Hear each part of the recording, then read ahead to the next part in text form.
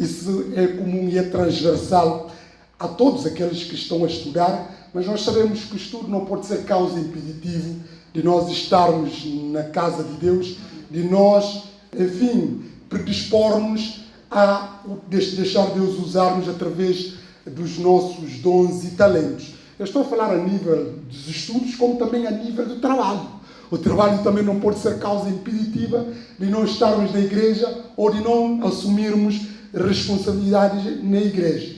Infelizmente, nós sabemos que não é bem isso que acontece, porque muitas pessoas usam as responsabilidades seculares que têm para quê? Para fugir às responsabilidades e compromissos com a igreja. Muitas vezes nós ouvimos as pessoas dizerem por causa da família, por causa do trabalho, por causa dos estudos, por causa daquilo e mais outro, e acabam por renegar, acabam por preterir aquilo que é a obra de Deus. Mas nós podemos perguntar, se nós temos as coisas que temos lá fora, quem é que nos conferiu essas coisas? É Deus. Logo, nós temos que buscar primeiro o reino de Deus e a sua justiça, e todas essas coisas demais vos serão acrescentadas, como diz a palavra de Deus. Superar estes desafios não é fácil, como é importante salientar, mas nós temos que fazer opções. Custe o que custar, mesmo que vamos ser prejudicados em outras coisas, mas que não sejamos prejudicados nas coisas de Deus. Pronto.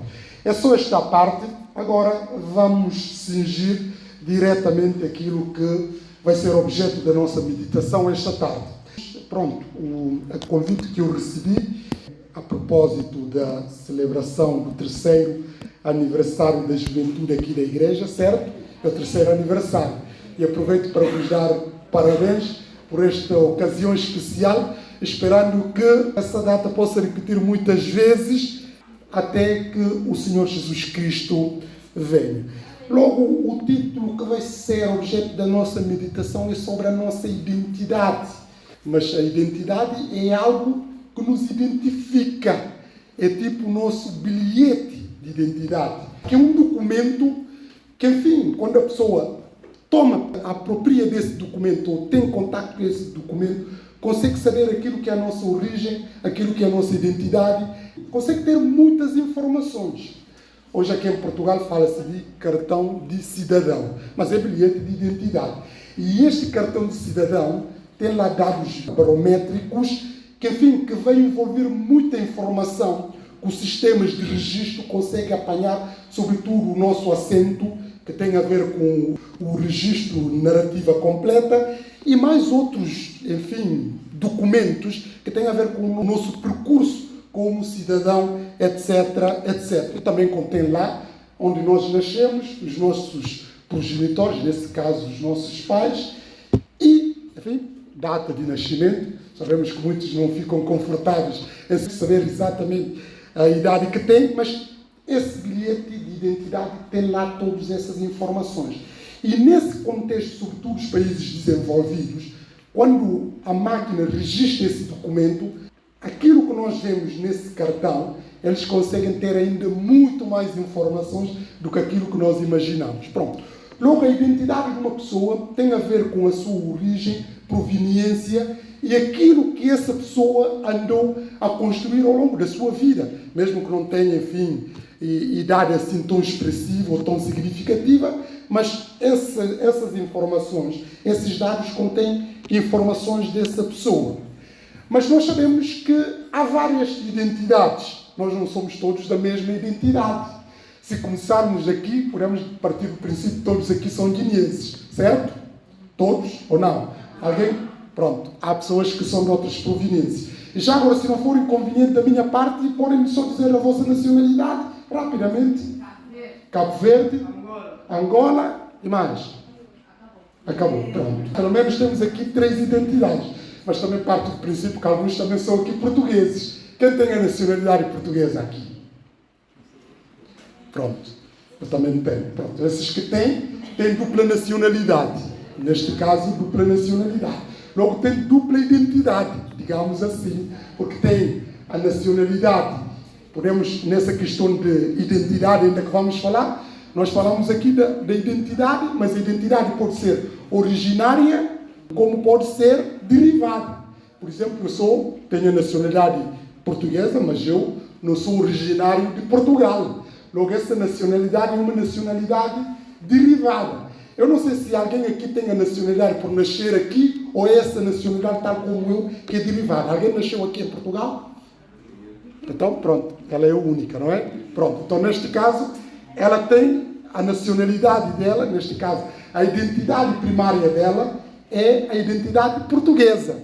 Obviamente que os pais são guineenses, não é? Neste caso também, em consequência dos pais serem guineenses, ela também, por causa disso, chama-se direito de sangue, ou ius sanguíneo, através de sangue, a pessoa pode também ter outra nacionalidade, neste caso identidade, que é guineense. Mas a maioria aqui, tal como eu, ou pelo menos aqueles que têm dupla nacionalidade, os outros ainda não têm, mas certamente com mais tempo vão também ter assim, quando chegarem a essa altura. Pronto.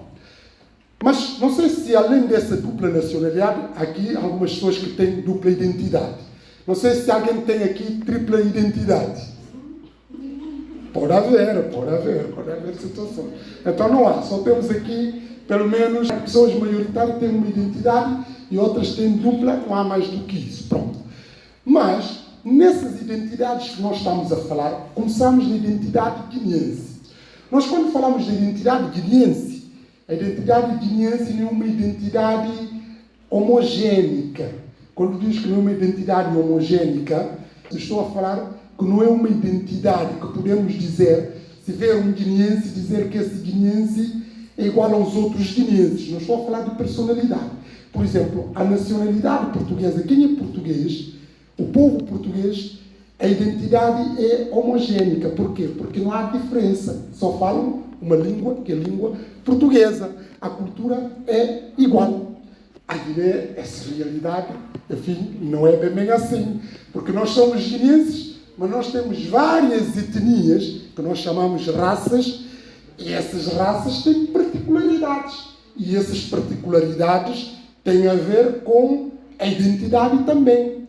Pode ser vantajoso, pode não ser também vantajoso, mas nós sabemos, por exemplo, no campo político, não vou entrar aqui a falar da política, tem mais desvantagem porque as pessoas usam isto, enfim, para poderem tirar dividendos políticos, etc, etc. Mas nós vemos que a identidade guineense é uma identidade multifacetada. É uma identidade, enfim, que se desdobra em várias identidades. Mas, nessas etnias todas que nós estamos a ver as particularidades.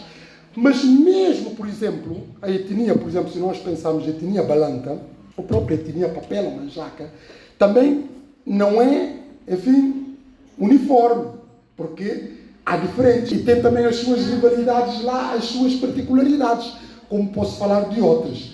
Mas, em última instância, nós quando falamos da Guiné como identidade, aí nós falamos da questão da nacionalidade. A nacionalidade que vai desdobrando nessas particularidades que eu falei. Essas particularidades não existem aqui em Portugal e também não existem em Cabo Verde. Cabo Verde também tem uma identidade homogénica, não tem essas particularidades que nós estamos a falar. Angola já tem, porque Angola também tem etnias e essas etnias, enfim, vai desdobrando nas particularidades tal como o guineense. Mas a identidade, acima de tudo, com isto quero dizer, a identidade é o que caracteriza uma pessoa. E nós, através da identidade de uma pessoa, nós conseguimos saber quem é essa pessoa, mais ou menos o que é que nós podemos esperar dessa pessoa. Por exemplo, se eu falar o meu sotaque, sabe logo a priori, eu digo que eu sou português, mas a pessoa sabe que essa pessoa recebeu a nacionalidade, não é originário daqui. Porque as pessoas que nascem aqui têm uma forma de falar completamente diferente do sotaque que eu estou a falar. Pronto. Da mesma forma que o cabo-verdiano está a falar o português, nós detectamos o angolano, o brasileiro e por aí fora. Pronto. Embora há sotaques que são mais fortes do que outros, mas isso tudo conota uma identidade. Pronto. E a identidade é tudo o que nós temos. E as pessoas normalmente também sentem orgulho naquilo que é a sua identidade. Porque quem não sente orgulho na sua identidade, o que é que essa pessoa denota? O que é que essa pessoa está a transparecer? Nós consideramos que é uma pessoa complexada, não é? Se uma pessoa não assume aquilo que é a sua identidade, essa pessoa é complexada. E nós sabemos que há muitas pessoas que são complexadas. Por quê? Porque escondem aquilo que é a sua identidade. tem vergonha de dizer a sua origem, nesse caso, de onde vem, e tem vergonha de dizer quem são os seus pais. Há pessoas que têm vergonha disso. Eu não estou a dizer aqui nenhuma mentira. Há pessoas que têm vergonha de dizer quem são os seus irmãos, quem são aquele outro. Mas isso não é comum. Quando a pessoa denota esse tipo de comportamento, é porque essa pessoa é complexada. Essa pessoa é uma pessoa que tem problemas de complexos. E esses complexos têm a ver com vários fatores que não vou agora desenvolver aqui, mas quem é da área da psicologia sabe mais dizer isto, os complexos que a pessoa vai desenvolvendo, tendo em conta o abuso, a marginalização, a rejeição. Isso tudo faz com que a pessoa crie uma personalidade, que é uma personalidade, enfim, de complexos, que pode desdobrar. Nesse caso, este é um complexo de, enfim, não assumir a sua identidade e origem, mas há outros complexos de inferioridade, de superioridade, complexos e por aí fora. Pronto. Mas essa ideia de identidade é aquilo que nós somos. E as pessoas têm orgulho, normalmente, de dizer aquilo que são. E fazem isso com, enfim, ostentação e às vezes até de forma desnecessária. Mas nós, como cristãos, nós também temos a nossa identidade. Porque a nossa identidade, é caráter de que molda uma pessoa, a sua identidade. Essa identidade é que consegue mostrar aquilo que é o nosso ADN. E esse ADN é aquilo que nós somos em última instância. Mas nós também, como cristãos, nós temos uma identidade. E essa identidade tem que evidenciar naquilo que é o nosso comportamento, a nossa conduta, a nossa mundividência, a nossa forma de ver e encarar o mundo, etc, etc. Logo é isto que nós vamos tentar aqui desenvolver rapidamente. Por isso eu convido os irmãos a abrirem comigo a carta do apóstolo Paulo em 2 Coríntios, de capítulo 5, e para lermos do versículo 11 seguintes. 2 Coríntios, capítulo 5, versículo 11 e seguinte. E diz assim a palavra do Senhor, que passo a ler. E assim, conhecendo o temor do Senhor, persuadimos os homens e somos cabalmente conhecidos por Deus. Espero que também a vossa consciência nos reconheça. Não nos recomendamos novamente a vós outros, pelo contrário, damos-vos ensejo de vos gloriardes por nossa causa, para que tenhais o que responder aos que se gloriam na aparência e não no coração. Porque se enlouquecemos, é para Deus, e se conservamos o juízo, é para vós outros. Pois o amor de Cristo nos constrange, julgando-nos isto. Um morreu por todos, logo todos morreram. E ele morreu por todos, para que os que vivem não vivem mais para si mesmos, mas para aquele que por ele morreu e ressuscitou. Versículo 16. Assim que nós, daqui por diante, a ninguém conhecemos segundo a carne. E se antes conhecemos Cristo segundo a carne, já agora não o conhecemos deste modo. E assim, se alguém está em Cristo, é nova criatura. As coisas antigas já passaram, eis que se fizeram novas. Ora, tudo isto provém de Deus, que nos reconciliou consigo mesmo por meio de Cristo e nos deu o ministério da reconciliação. A saber, que Deus estava em Cristo reconciliando consigo o mundo, não imputando aos homens as suas transgressões, e nos confiou a palavra da reconciliação. De sorte que somos embaixadores em nome de Cristo, como se Deus exortasse por nosso intermédio. Em nome de Cristo, pois, rogamos que vos reconcilieis com Deus. Aquele que não conheceu o pecado, ele o fez pecado por nós, para que nele fôssemos feitos justiça de Deus. Tem bondade de sentar. Aqui, este versículo aqui demonstra aquilo que é a nossa nova identidade em Cristo.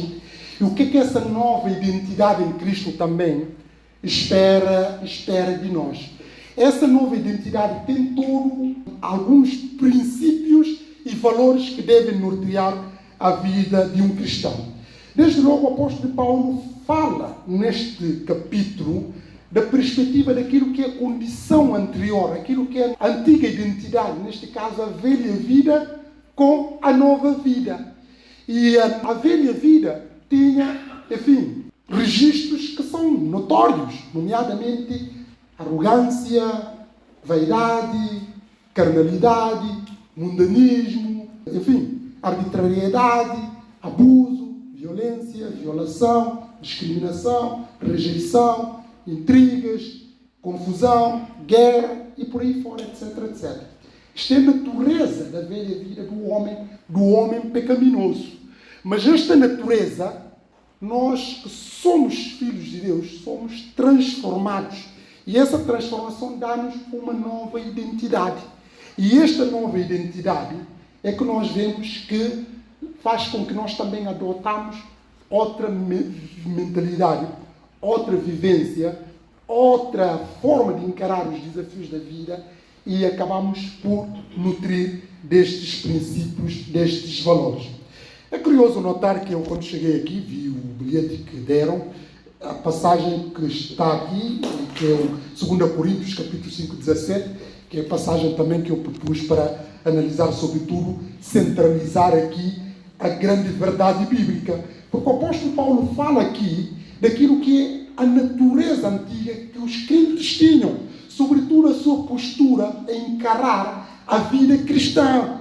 Porque nota só, ele mostra aqui que, no versículo 16, assim que nós daqui por diante a ninguém conhecemos segundo a carne. Se antes conhecemos Cristo segundo a carne, já agora não o conhecemos deste mundo. O que ele está aqui a dizer? Ele está a falar aqui da ideia de Cristo e do próprio cristianismo, dos valores que Cristo defendia. Por que o mundo não aceita Cristo? Porque o mundo olha Jesus Cristo com olhos humanos. E este olho humano não faz com que as pessoas despertassem alguma curiosidade em Jesus. Porque quando nós olhamos Jesus, o apóstolo Paulo também olhava Jesus desta forma. Como todos aqueles que não nasceram de novo, olhavam Jesus desta forma. Como é que o mundo olha Jesus? Com os olhos do mundo, que é a natureza pervertida. É que Jesus Cristo, se nós formos ver, é um homem, humanamente falando, aos olhos do mundo, fracassado. E perguntar-me-ão por que Jesus Cristo é um homem fracassado do ponto de vista do mundo e é a razão pela qual também ele não foi aceito pelo mundo. Se nós começarmos a ver logo Jesus, quando Jesus nasceu, onde é que Jesus nasceu? Num curral dos animais. Jesus não foi recebido logo a quando do seu nascimento. Mas se nós vemos a vivência de Jesus já vida adulta, mesmo ainda já no verso que reporta que Jesus veio de um contexto humilde, apesar de vir da linhagem real, porque ele veio da linhagem de Davi. Mas na altura que nasceu, essa linhagem estava em decadência. Era da monarquia, mas família real pobre. Porque nós vemos depois, mesmo na sua apresentação, ofertas que se davam no templo, Maria e José deram oferta daqueles que são pobres, rolas. O que demonstra que Jesus, enfim, era um homem pobre. Mas não só isso. Nós temos alguma informação de que Jesus estudou em boas escolas. Nós sabemos aqueles que são de boas famílias, que são de famílias, enfim, neste caso ricas, estudam em bons colégios, estudam em boas escolas. E as pessoas até vangloriam nisto. E nós temos ainda alguém até na passagem bíblica que vangloriou disso. Lembram-se dessa pessoa? Paulo, em que contexto? Prendeu aos pés de Gamaliel. E quem era Gamaliel? Gamaliel era um grande mestre da antiguidade. Porque o apóstolo Paulo teve necessidade de mostrar a sua autoridade. E que, atenção, eu não sou qualquer um. Eu vim da linhagem judeus de judeus. Estás a perceber? Ele veio, contou lá a sua linhagem, neste caso a sua identidade, falando humanamente, mostrou a sua identidade, a sua origem. Mas não só esta origem, ele fala ali de judeus dos judeus e mais fariseu. Nós sabemos que fariseu era a casta de mais elevada no seio do povo de Deus. E esses fariseus que desdobravam entre escribas e fariseus que eram mestres, doutores da lei. E o apóstolo Paulo mostra isso, que ele não era qualquer. Não pensam que aqui que eu sou coisa. Mostrou a sua linhagem e disse que ele é judeu e também fariseu por excelência. Mas não só fariseu, não era qualquer outro fariseu como os outros, mas que aprendeu aos pés do grande mestre Gamaliel. Isso Para quê? Para mostrar que ele não é qualquer um. É como a pessoa pode dizer, mostrar o seu estatuto, a sua família, e normalmente nós até na Guiné temos esses argumentos. Quando fala com a pessoa diz, você é amigo quem? Ah, você é amigo quem? Porque pode não saber quem é a pessoa. A pessoa diz, você é amigo quem? Se você é amigo quem, o cara está a fazer isso que não a fazer. Porque essa pessoa quer mostrar que ele tem poder e a família dela é poderosa e pode inclusive prejudicar-te. E aqui as pessoas mostram esse estatuto que têm. Mas, como eu estava a dizer, Jesus Cristo não tinha isso. Aliás, mesmo no capítulo 7 de Evangelho segundo João, quando Jesus falava aos fariseus para desqualificar, dizia assim, mas ele onde é que ele estudou, onde é que ele veio? Ele veio de um contexto que nem sequer havia referência no Antigo Testamento, que era Nazaré, Galileia, Nazaré. Não havia nenhum profeta lá, não havia. É uma situação humilde. E os fariseus usavam isso para desqualificá-lo. Olha só, ele veio lá da região lá da Galileia, ali esse Galileu que nem sequer... Enfim, não sei ninguém. Mas além disso, Jesus Cristo era casado.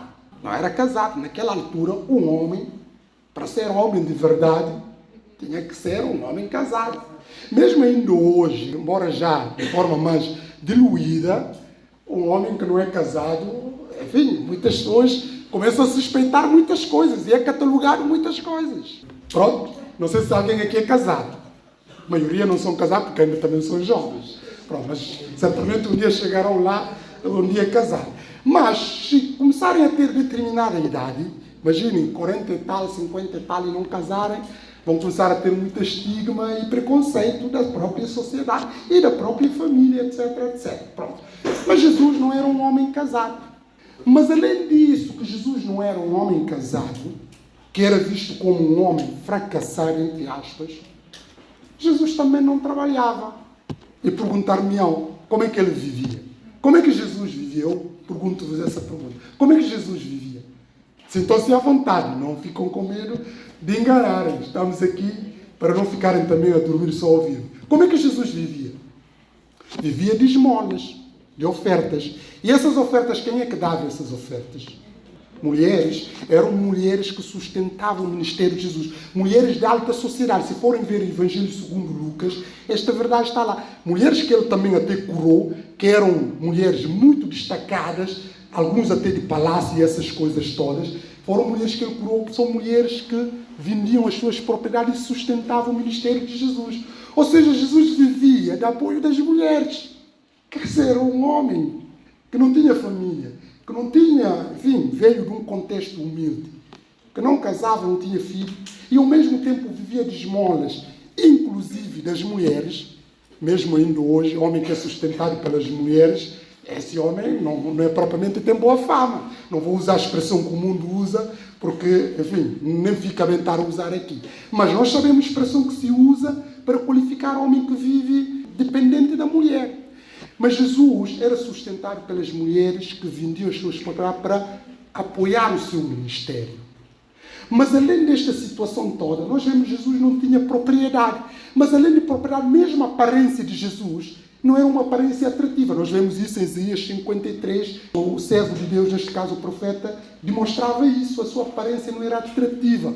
Embora isso entre em contradição com o retrato de Jesus que nós vemos, que é desenhado por Leonardo, que vende ali a imagem de Jesus, um homem muito bem parecido, um homem elegante, um homem, enfim, essa imagem nós sabemos que não corresponde à realidade, porque na própria Bíblia, capítulos de Isaías, mostra-nos que Jesus não tinha uma imagem atrativa e os homens fugiam, inclusive, dessa sua imagem. Mas nós vemos próprio nos salmos messiânicos, fala lá, eu sou um verme, desprezado pelo meu povo. E nós vemos no capítulo 9 do Evangelho segundo Lucas, os samaritanos não lhe deram hospedagem, porque o seu aspecto era como quem ia para Jerusalém. Obviamente denotava um preconceito racial que havia entre os samaritanos e os coisas, mas também podia notar um preconceito da aparência própria do Senhor Jesus Cristo. Com isto não estou a dizer que Jesus Cristo é feio. Não ficam com a ideia de dizer agora, ele veio aqui falar que Jesus Cristo é feio. Jesus não é feio, como nenhum de nós é feio. Por isso, essa linguagem, nós sabemos que o mundo caracteriza as pessoas de bonitas e feias. Ninguém é feio. Por quê? Porque nós todos fomos criados em imagem e semelhança de Deus. Cada um tem a sua beleza particular. Obviamente que há pessoas que têm mais esse dom destacadamente de serem mais bonitas. Isso é verdade, estou a falar a nível da aparência. Mas não quer dizer que os outros não são bonitos. Cada um tem, aliás, já tem um ditado que se diz, certamente devem conhecer, a beleza está nos olhos de quem vê. Logo, todos nós somos bonitos. E ninguém é feio, mas há pessoas que são destacadamente mais bonitas do que outras. E mesmo na Bíblia, a Bíblia fez questão de destacar pessoas, homens e mulheres bonitas. Alguém sabe quem são essas pessoas? Saulo, certo? Não. Saulo não. Saúl, não Saulo. Saúl. Mas, Davi. Estão só a falar de homens. As mulheres, também tem mulheres bonitas. Não vamos só falar de homens. Esther também é bonita. Aliás, tanto por causa da sua beleza, que ele conseguiu ali, enfim, passar ali no crivo. E mais, Rebeca também. E mais, nós temos também Moisés. Moisés também, por causa da sua beleza, que ele não teve sentença de condenação. Pronto. Mas o que eu estou a dizer, a Bíblia não fala tanto desta questão da beleza física, mas há pessoas que foram destacadas por serem bonitas. Por exemplo, a Rebeca era dita que era bonita de feições, destacadamente bonita e por aí fora. Pronto. Embora, como eu disse, todos nós somos bonitos. Mas nós não temos nenhuma referência que fala que Jesus é um homem bonito. Mas isso que eu estou a dizer, esse pormenor, não é relevante na Bíblia, a beleza física. A beleza que Deus espera de nós é a beleza interior. Repara, a mulher virtuosa fala lá da sua beleza física.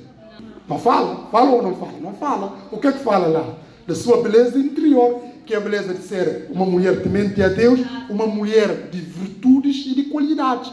Até no final desse mesmo capítulo 31, o que é que diz? Encanto e beleza são ilusão. Não é isso que diz? Encanto e beleza são ilusão. Mas a mulher virtuosa, quem a encontrar, certamente encontrará a felicidade. Ou seja, a beleza não é uma coisa, a beleza física, naturalmente, não é uma coisa que a Bíblia destaca e por aí fora. Até porque nós sabemos que a beleza é uma coisa temporária, não é? Há pessoas que eram destacadamente bonitas, mas com o decorrer do tempo deixaram de ter aquela beleza que tinham inicialmente, por causa da idade, porque à medida que vamos envelhecendo, vamos também, enfim, o nosso corpo vai recaindo e vamos sofrendo transformações, etc, etc.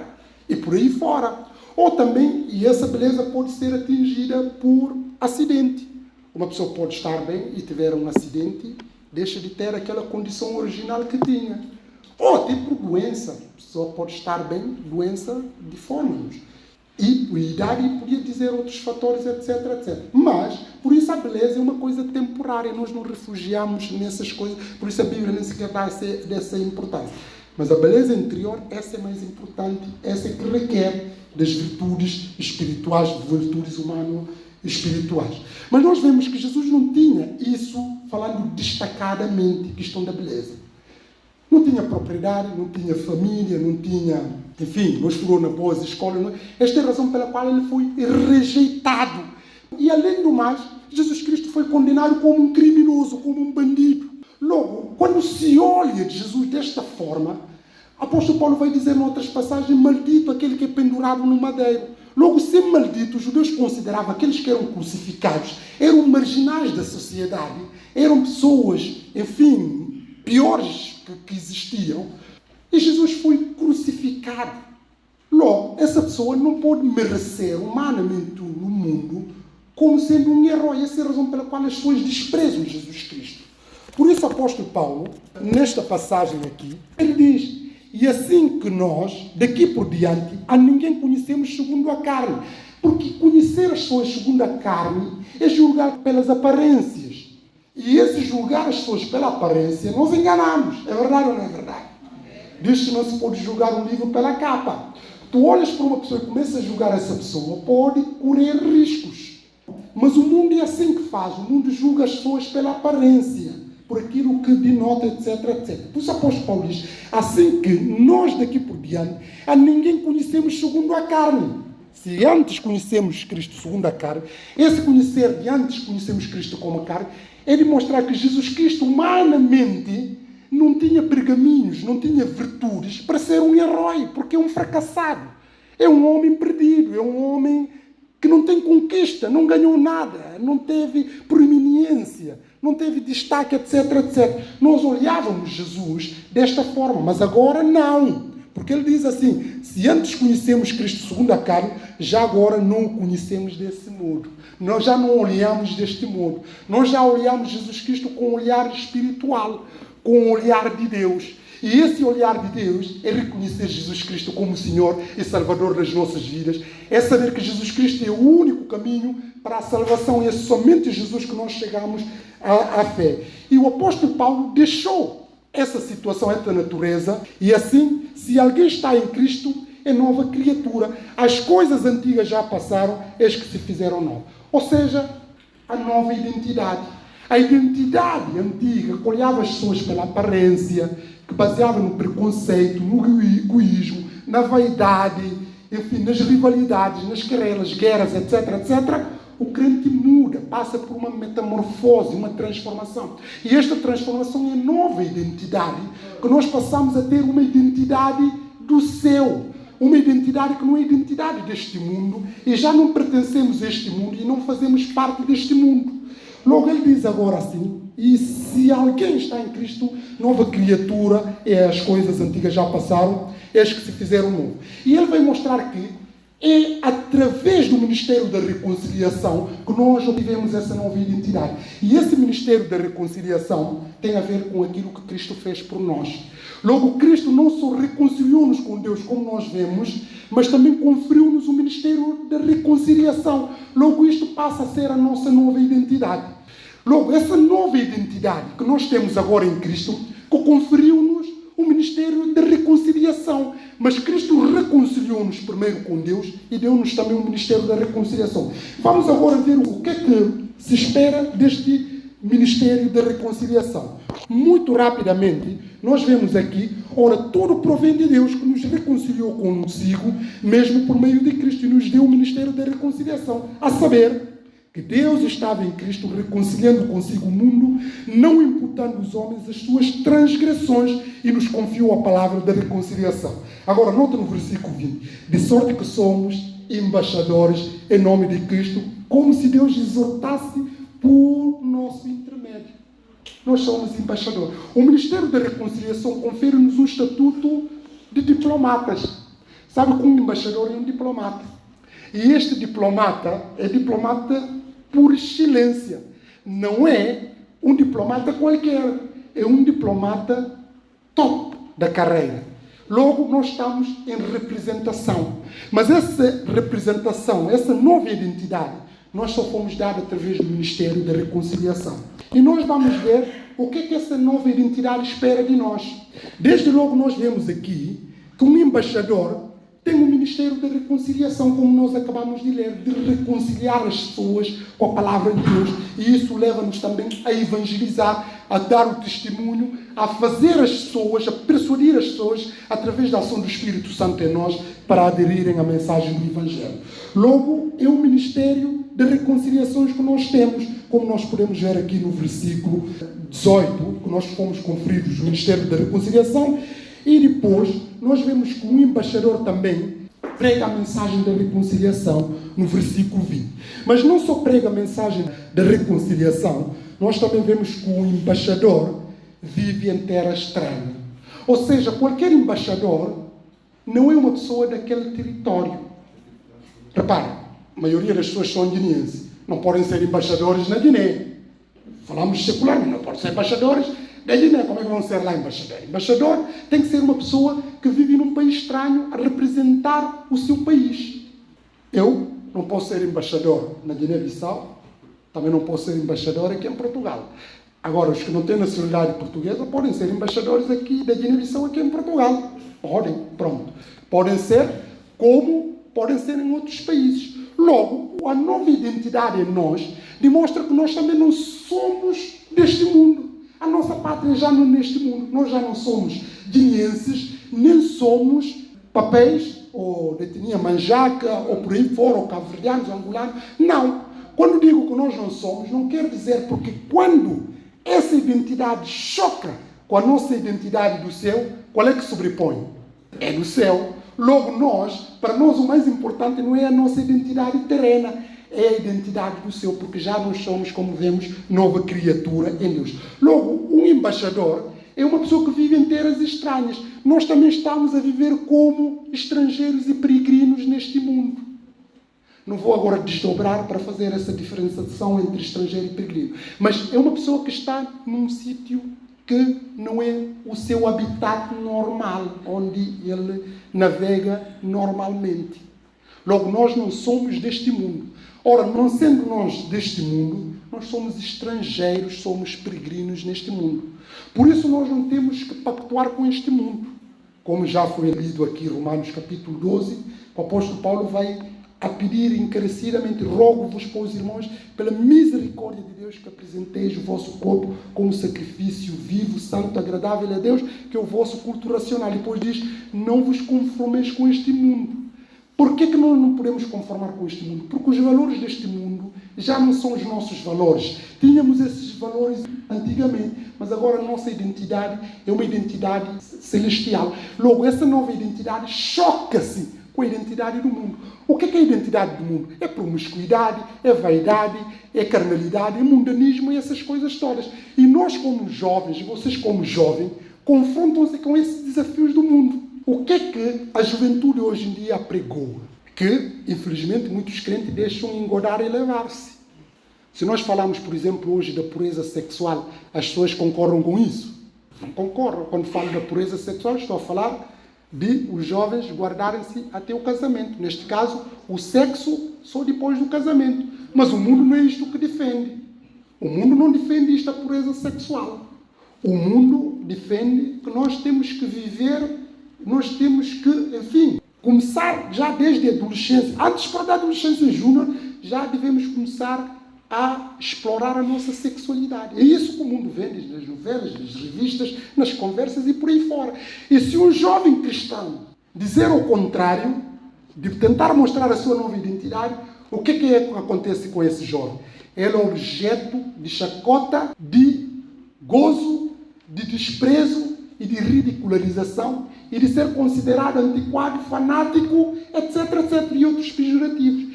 E muitos, infelizmente, por não resistirem a essa pressão, querem também mostrar que são modernos, porque defendendo essas ideias do mundo, a pessoa é vista como uma pessoa moderna, uma pessoa que tem mente aberta. Não é isso que se fala. E muitos crentes, infelizmente, caem nisso, para encaixarem nesse rótulo de serem modernos, de mente aberta e de serem progressistas. Mas isso é a nova identidade que estão a demonstrar? Obviamente que não. Eles estão a pactuar com os valores do mundo, que a Bíblia diz para nós não somos cúmplices destes valores. Logo, essa é a pressão que eu estou a falar sobre a questão da pureza sexual.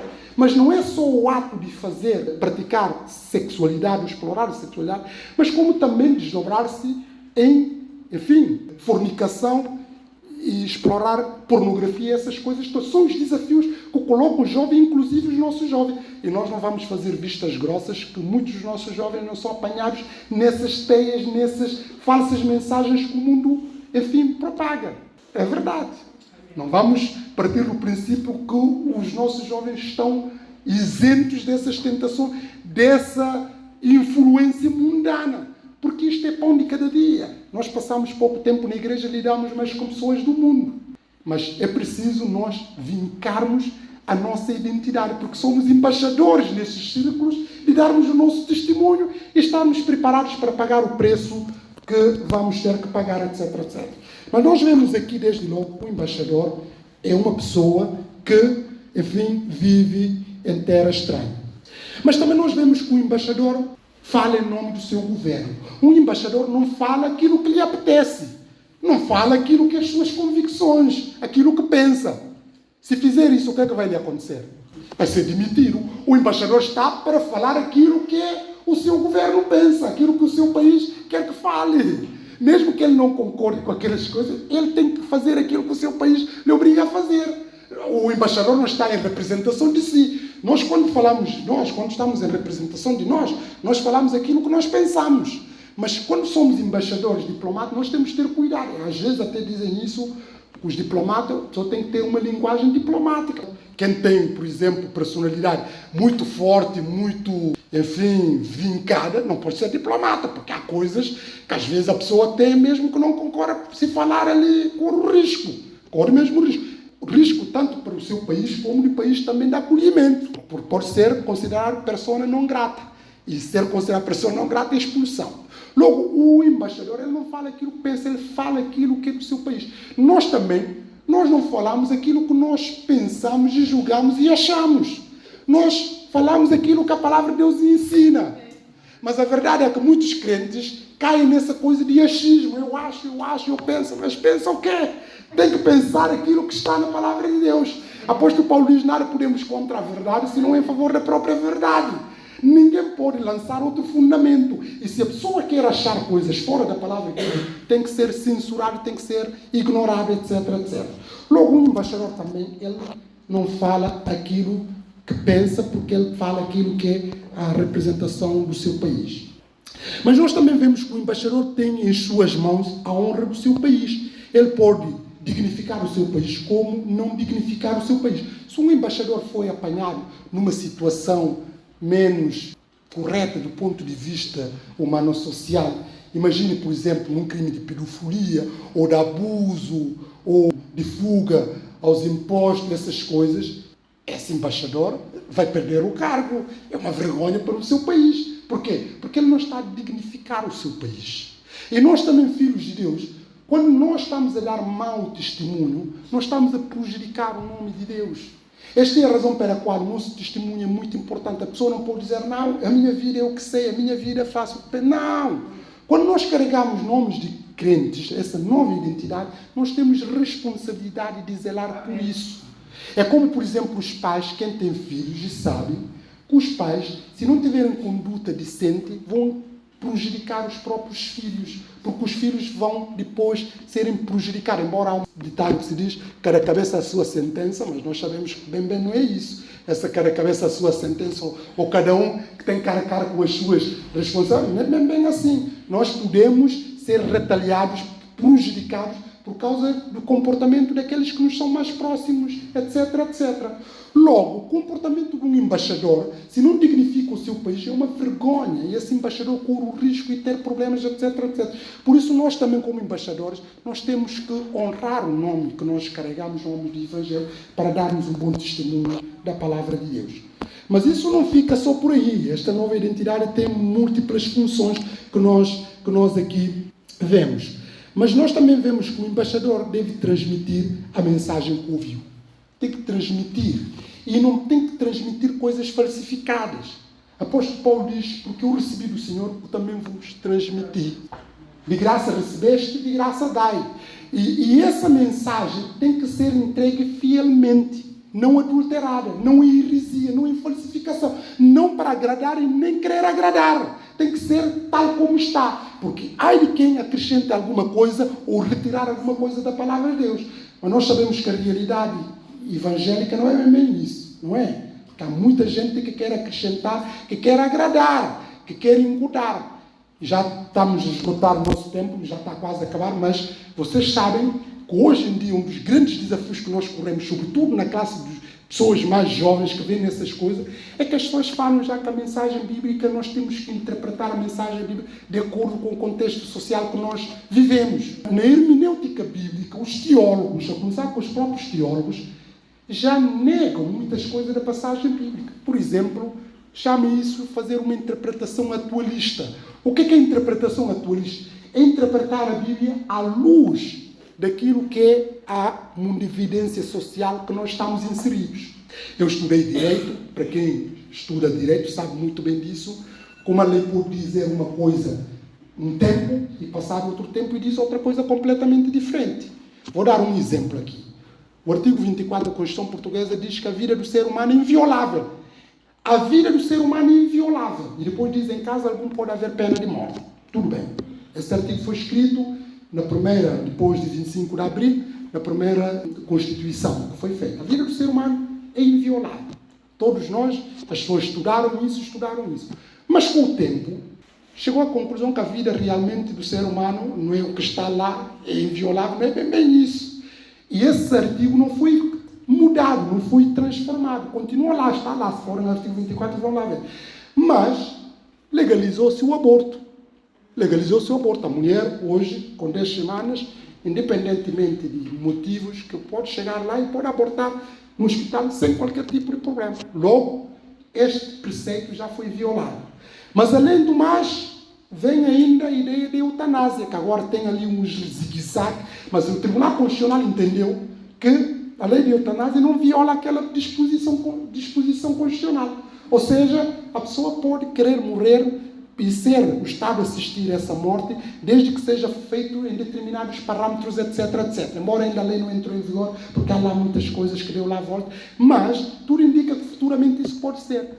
Mas por que essa lei foi mudada? Na altura, os que fizeram esse preceito era condenado a essa prática. Aliás, como a prática do suicídio também é condenado. Mas, claro, não se pode julgar quem se suicidou. Um defunto não se julga. Por quê? Porque um defunto termina a sua personalidade jurídica. Mas o suicídio, mesmo assim, não é uma coisa que é aceite socialmente. Mas nós vemos que fizeram uma interpretação atualista. As coisas mudaram e vão interpretando. Posso dar muitos outros exemplos. E muitos biblistas, também teólogos, acham também, por exemplo, essa coisa de pureza sexual. Isso é naquele tempo. Quando nós dizemos, por exemplo, as mulheres sejam submissas aos seus próprios maridos, isso é uma passagem que os homens gostam muito, as pessoas dizem, calma aí, isso aí naquele tempo, a mulher não pode ser sujeita ao marido. Aí nós vemos que a interpretação atualista, etc, etc. Mas a ideia de sujeição ali não é sujeição autoritária ou cega, é uma sujeição de obediência, de respeito e de consideração. Mas há pessoas que já não aceitam muita coisa. Por exemplo, o divórcio. As pessoas dizem, divórcio. A Bíblia, em que condições que o divórcio deve ser aceito? Em que condições? Infidelidade, adultério. Além deste caso, também abandono. Se a pessoa abandonar, se o homem sair de casa, a mulher sair de casa, vai forçar a pagar. O apóstolo Paulo fala isso em 2 casos. Em caso de adultério, neste caso, infidelidade conjugal, automaticamente não quer dizer que a pessoa vai divorciar, pode haver perdão. Atenção. Mas a pessoa é obrigada a perdoar, mas não continuar a viver com aquela pessoa. Perdão é sempre, temos sempre que perdoar. Nós temos sempre que perdoar. Perdoar, mas pode optar não voltar a viver maritalmente com aquela pessoa e tem essa liberdade. Como também pode decidir voltar e não voltar. Mas também abandono. A pessoa pode decidir sair de casa. A pessoa sair de casa, imagina, sai aqui e não quer mais nada, não dá notícia, foi para outro país ou foi viver com outra mulher, outro marido. A pessoa não vai ficar ali. Não pode haver divórcio e ficarmos vida inteira à espera daquela pessoa. Não, em caso esses 2 casos. Mas a verdade é que as pessoas dizem assim, não é só esse caso. Também violência doméstica. Há pessoas que defendem isso, de violência doméstica. Mas nós perguntamos, isso está na Bíblia? Lembro-me que um jovem perguntou-me uma vez, olha, Tércio, eu tenho uma dúvida. Jovem, eu nem ainda é casado e está-me a fazer essa pergunta. Eu disse, mas espera, por que está a querer saber essa questão ainda nem sequer é casado? Não, é bom saber. Eu disse, é bom saber para quê? Quer dizer, mas pronto. Perguntou-me assim, mas em caso de violência doméstica pode haver divórcio? Violência doméstica. E não estou a dizer que é coisa fácil. Esse assunto é assunto muito complicado. Muito complicado. Eu disse, olha, a Bíblia não fala de violência doméstica como fundamento para justo divórcio. Mas como nós, por exemplo, entendo que há casos de violências que são muito extremos, que podem levar até inclusive morte de quem está a ser vítima, depende de cada caso, justiça em caso concreto. Mas as igrejas sabem como atuar nessas situações para proteger quem está a ser vítima e dar tempo e ver, etc, etc. Pronto. Mas nós, quando abrimos o justo fundamento do divórcio, violência doméstica, vocês sabem que violência doméstica não é só dar uma chapada ou apertar o pescoço ao outro ou dar um pontapé no outro. Não é isso só que é violência doméstica. Há violência psicológica, bullying. Isso também é violência doméstica. Aliás, essa até às vezes é mais grave do que dar um estalo na outra pessoa. Porque um estalo, às vezes, não tem assim tão impacto do que aquelas palavras que às vezes nós ouvimos. Há pessoas que nunca esqueceram palavras que ouviram desde criança e às vezes cria traumas. Há palavras que são fortes do que propriamente a pessoa, enfim, descontrolar-se e cometer às vezes... A pessoa diz, ele descontrolou-se, emocionou-se e coisa. Mas há palavras, As palavras têm poder, vocês sabem isso. Logo, se nós abrirmos isso às tantas, nós não vamos saber balizamento, vamos banalizar isso tudo. Mas há pessoas já que entram por aí. E às vezes até dizem, a violência doméstica não é só essa coisa que estamos a falar. Dinheiro, por exemplo, se um dos cônjuges depender do outro, fala-se de violência patrimonial, e começar a fazer chantagem de não dar dinheiro e prejudicar, isso tudo é violência, filhos. Logo, esse é um mundo interminável. Mas eu estou só a falar isso. Há teólogos que dizem que temos de fazer interpretação atualista para ajustar isso, etc, etc. Temos de interpretar a Bíblia à luz daquilo que nós vivemos. Por isso há outras coisas de pecado que já não se fala, etc, etc. Mas nós somos chamados a entregar um embaixador, a nossa nova identidade, a entregar mensagem fielmente tal como nós o recebemos.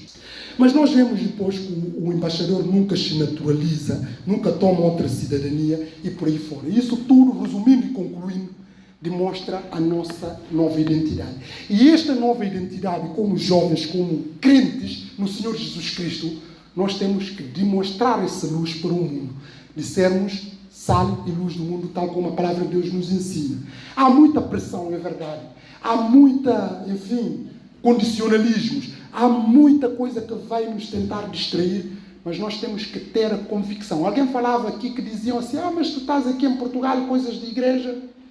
Isso o mundo faz isso conosco. Mesmo lá, eu quando estava também lá na Guiné, as pessoas tentavam gozar comigo. Tentar ridicularizar. O homem da igreja é pastor. Até chamavam pastor e coisas assim, de gênero. Pessoas chamaram-nos pastor, dizer que nós somos da igreja, algo mal nisto. O crente vai ficar chateado com isso. Porque quem está na igreja não é um marginal. Nós não somos marginais. Nós não somos bandidos ou bandidas. Nós temos valores, princípios que devemos orgulhar e sentir orgulhados com isso. Não temos que esconder isso. Essas pessoas não são melhores do que nós e nem têm maior capacidade do que nós. Antes, pelo contrário, os nossos princípios e valores são muito elevados.